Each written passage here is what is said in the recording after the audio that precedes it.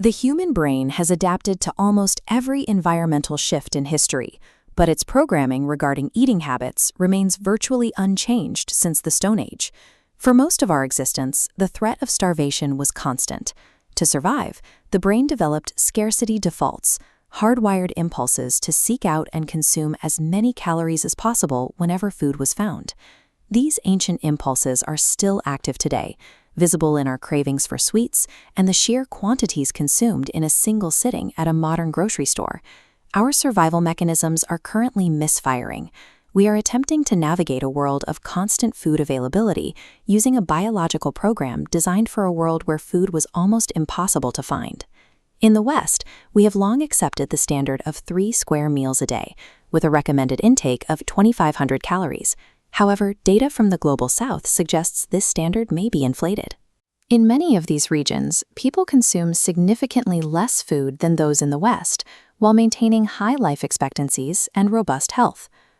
Biologically, the sole purpose of eating is to replenish the chemical building blocks, the proteins, fats, and minerals that the body uses to repair and replace cells. The energy required to move and remove waste is simply a byproduct of digesting these raw materials. Because the body's cellular repair cycle only requires a specific volume of these materials, once that threshold is met, the physiological need for more food disappears. If a single meal provides the necessary nutrients for that cycle, an adult can remain satisfied for 24 or even 48 hours. The urge to eat every few hours is often a false hunger generated by the cortex. It is a signal from the brain to keep collecting raw materials that the body has no immediate use for. We are effectively being prompted by our own nervous system to build a metabolic stockpile that we no longer need for survival. The sensation of taste began as a survival tool. It functions as a chemical dashboard, categorizing every substance that enters the mouth. Sourness and bitterness act as warning lights.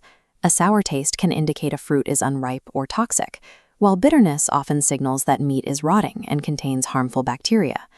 Saltiness indicates essential minerals, while umami, a flavor isolated from the proteins in kombu seaweed, helps the brain identify the amino acids necessary for cellular function.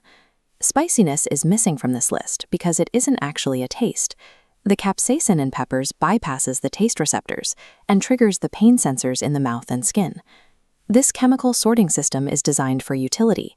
However, the brain's hunter-gatherer programming creates a dangerous reaction when it encounters fat and sugar. Because sugar and fat were rare, high-energy finds for our ancestors, the brain linked them to its pleasure centers. Today, eating sugar activates the same neural pathways as snorting cocaine. In the mid-20th century, the 7-country study linked saturated fat to heart disease. This led to a widespread aversion to fat and the rise of low-fat diets across North America and Europe. Years later, a re-examination revealed that nutritionist Ansel Keys was actually recommending a Mediterranean pattern. This diet emphasizes vegetables, whole grains, and nuts, foods rich in the healthy fats and complex carbohydrates seen in these marketplaces. The low-fat movement was a misleading detour. While people were encouraged to fear essential fats, the actual driver of obesity and diabetes, refined sugar, was largely ignored. Most processed foods are now loaded with sucrose. This leads to a specific metabolic question. If you consume 1 calorie of fat and 1 calorie of sugar, which one is more likely to make you gain weight? While once assumed that all calories are equal, we now know the body processes fat and sugar through completely different pathways. When you consume fat, the body converts a large portion of that energy into immediate use, allowing it to dissipate. Sugar triggers a different response. Upon entry, the pancreas secretes the hormone insulin to manage the influx. Insulin forces most of that sugar to be converted into fat, which is then locked away and stored in the fat cells.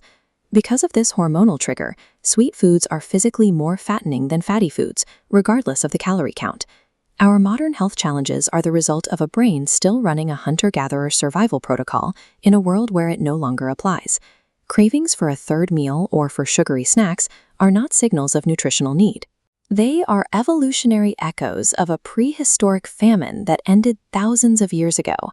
Navigating an environment where food is constantly available requires us to consciously recognize and override the false hunger signals generated by the cortex.